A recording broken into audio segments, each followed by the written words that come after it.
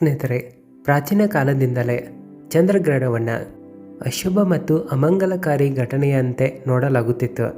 ಚಂದ್ರಗ್ರಹಣದ ಪ್ರಭಾವ ಸೃಷ್ಟಿಯ ಮೇಲಿರುವಂಥ ಪ್ರತಿಯೊಂದು ಜೀವಜಂತುಗಳ ಮೇಲೆ ಬೀಳುತ್ತದೆ. ಗ್ರಹಣ ಕಾಲದಲ್ಲಿ ಅಶುಭ ಮತ್ತು ನಕಾರಾತ್ಮಕ ಶಕ್ತಿಗಳಲ್ಲಿ ವೃದ್ಧಿ ಕಾಣುತ್ತೆ. ಇದರ ಪರಿಣಾಮದಿಂದಾಗಿ ಅಶುಭ ಘಟನೆಗಳು ಸಹ ನಡೆಯುತ್ತವೆ.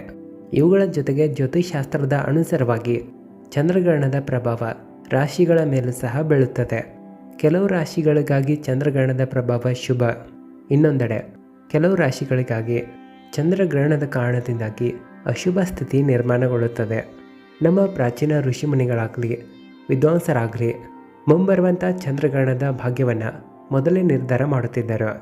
ಈ ಮಾತಿನ ಅರ್ಥ ಇಂದಿಗೂ ಸಹ ಪಂಚಾಂಗದ ಅಧ್ಯಯನ ಮಾಡಿ ಚಂದ್ರಗ್ರಹಣದ ತಿಥಿಯ ಬಗ್ಗೆ ಸುಲಭವಾಗಿ ತಿಳಿಯಬಹುದು. ಚಂದ್ರಗ್ರಹಣದ ಸಮಯದಲ್ಲಿ ನಮಗೆ ಚಂದ್ರದೇವರ ದರ್ಶನ ಆಗೋದಿಲ್ಲ. ಹಾಗಾಗಿ ಅಚಾನಕವಾಗಿ ಕತ್ತಲೆಯ ನಿರ್ಮಾಣ ಆಗಿರುತ್ತದೆ. ಚಂದ್ರಗ್ರಹಣವಂತೂ ಒಂದು ಖೌಗೋಳಿಕ ಘಟನೆಯಾಗಿದೆ. ಯಾವಾಗ ಚಂದ್ರ ಮತ್ತು ಸೂರ್ಯನ ನಡುವೆ ಭೂಮಿ ಬರುತ್ತದೆಯೋ ಇಲ್ಲಿ ಸೂರ್ಯನ ಬೆಳಕು ಚಂದ್ರನಿಗೆ ಹೋಗಿ ತಲುಪೋದಿಲ್ಲ. ಈ ಸ್ಥಿತಿ ಗ್ರಹಣದ ಸ್ಥಿತಿಯಲ್ಲಿ ಬದಲಾಗುತ್ತದೆ. ಶಾಸ್ತ್ರಗಳಲ್ಲಿ ಈ ರೀತಿಯ ಒಂದು ಮಾಹಿತಿ ಇದೆ. ಚಂದ್ರಗ್ರಹಣದಂಥ ಸಮಯದಲ್ಲಿ ರಾಹುಕೇತುವಿನಂಥ ಗ್ರಹಗಳ ಪ್ರಭಾವ ಕೂಡ ಬದಲಾಗುತ್ತೆ. ಹಾಗಾಗಿ ಎಲ್ಲ ರಾಶಿಯ ಜನರಲ್ಲಿ ಅವರ ಕೊಂಡಲಿರುವಂಥ ಗ್ರಹಗತಿಗಳ ಅನುಸಾರವಾಗಿ ಅವರಿಗೆ ಗ್ರಹ ನಕ್ಷತ್ರಗಳ ಫಲ ಸಿಗುತ್ತದೆ. ಚಂದ್ರಗ್ರಹಣದ ಪ್ರಭಾವಂತೂ ಎಲ್ಲ ಗ್ರಹ ಸ್ಥಿತಿಗಳ ಮೇಲೆ ಬೀಳುತ್ತದೆ. ಹಾಗಾಗಿ ಕೆಲವು ಗ್ರಹಗಳು ಶುಭ ಪರಿಣಾಮ ಕೊಟ್ಟರೆ ಕೆಲವು ಅಶುಭ ಪ್ರಭಾವ ನೀಡುತ್ತವೆ. ಹಾಗಾಗಿ ಬೇರೆ ಬೇರೆ ರಾಶಿಯ ಜನರಿಗೆ ಅವರ ಗ್ರಹಗಳ ಅನುಸಾರವಾಗಿ ಶುಭ ಮತ್ತು ಅಶುಭ ಫಲಗಳು ದೊರೆಯುತ್ತವೆ. ಹಾಗಾಗಿ ಇಂದು ನಾವು 2025ನೇ ವರ್ಷದ ಮೊದಲನೆಯ ಚಂದ್ರಗ್ರಹಣದ ಬಗ್ಗೆ ಮತ್ತು ಯಾವ ಯಾವ ರಾಶಿಯ ಮೇಲೆ ಗ್ರಹಣದ ಪ್ರಭಾವ ಹೇಗಿರುತ್ತೆ ಅಂತ ತಿಳಿದುಕೊಳ್ಳೋಣ. ಜ್ಯೋತಿಷಾಸ್ತ್ರದ ಅನುಸಾರವಾಗಿ ಕೆಲವು ರಾಶಿಗಳು ಹೇಗಿವೆ ಅಂದರೆ ಅವರಿಗಾಗಿ ವರ್ಷದ ಮೊದಲನೆಯ ಈ ಚಂದ್ರಗ್ರಹಣ ಶುಭ ಪರಿಣಾಮ ನೀಡುತ್ತಿದೆ. ಗ್ರಹಣದ ನಂತರ ಅವರ ಜೀವನದಲ್ಲಿ ದೊಡ್ಡ ಬದಲಾವಣೆಗಳಾಗುತ್ತವೆ. ಆರ್ಥಿಕ ಸುಧಾರಣೆ ಆಗುತ್ತದೆ. ಗ್ರಹಗಳ ಶುಭ ಸ್ಥಿತಿ ಇರುವ ಕಾರಣದಿಂದಾಗಿ ಜೀವನದಲ್ಲಿ ಬಂದಿರುವಂಥ ಕಷ್ಟಗಳ ಅಂತ್ಯ ಆಗುತ್ತದೆ.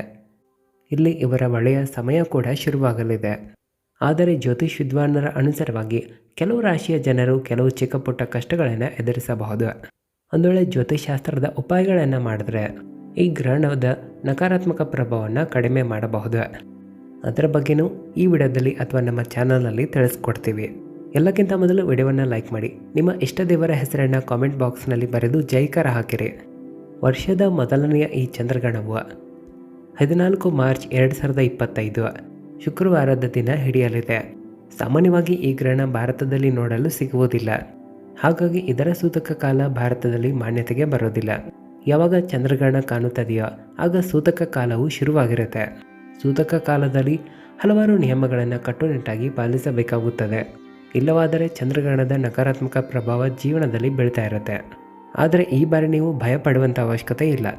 ಯಾಕಂದರೆ ಗ್ರಹಣದ ದರ್ಶನ ಆಗದೇ ಇರುವ ಕಾರಣದಿಂದಾಗಿ ಸೂತಕ ಕಾಲದ ನಿಯಮಗಳನ್ನು ಪಾಲಿಸುವಂಥ ಅವಶ್ಯಕತೆ ಇರುವುದಿಲ್ಲ. ಆದರೆ ಇಲ್ಲಿ ಬೇಕಾದರೂ ಕೆಲವರು ಪಾಲಿಸಬಹುದು.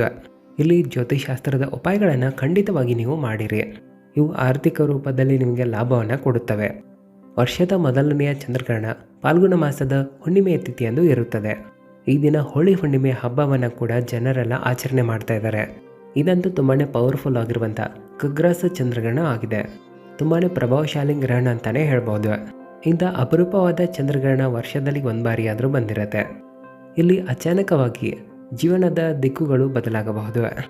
ಹಾಗಾಗಿ ಹೆಚ್ಚಿನ ಪ್ರಭಾವ ರಾಶಿಗಳ ಮೇಲೆ ಇರುತ್ತದೆ.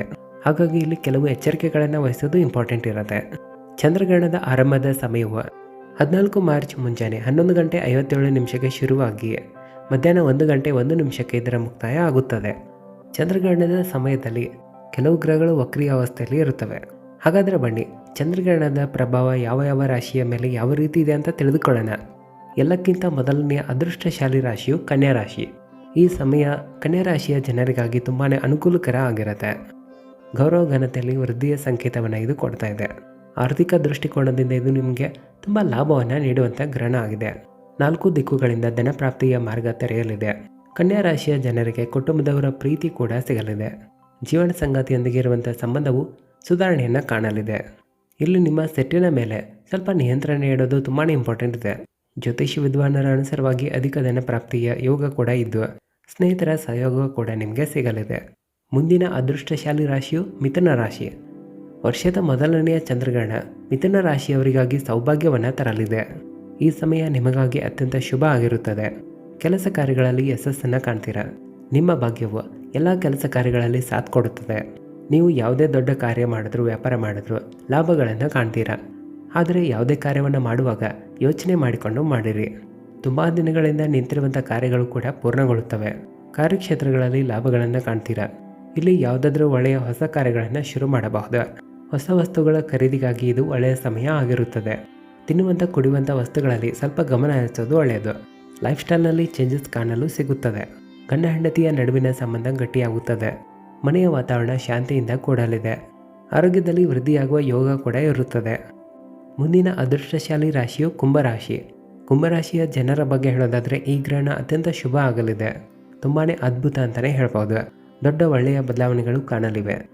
ಮನೆಯ ಜನರೊಂದಿಗೆ ಕುಟುಂಬದವರೊಡನೆ ಶಾಂತಿಯಿಂದ ವ್ಯವಹಾರ ನಡೆಸಬೇಕು.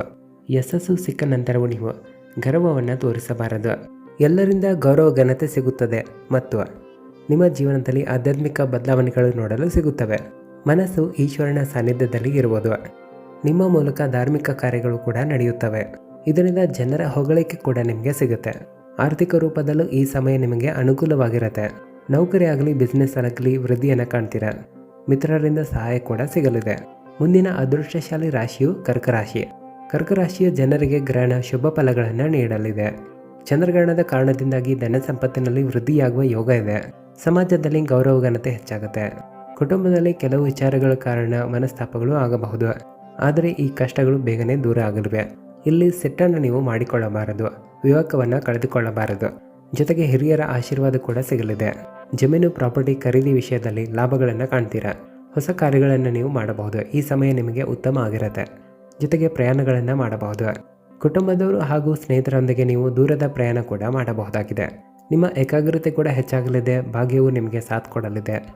ಈ ರೀತಿಯಾಗಿ ಈ ರಾಶಿಯ ಜನರ ಮೇಲೆ ಶುಭ ಪರಿಣಾಮ ನೋಡಲು ಸಿಗುತ್ತದೆ. ಉಳಿದ ರಾಶಿಗಳಲ್ಲಿ ಮಿಶ್ರ ಫಲ ಇರುತ್ತದೆ. ನಿಮ್ಮ ರಾಶಿ ಯಾವುದಂತ ಕಾಮೆಂಟ್ ಬಾಕ್ಸ್ನಲ್ಲಿ ಖಂಡಿತ ಬರೆದು ತಿಳಿಸಿ. ಧನ್ಯವಾದಗಳು.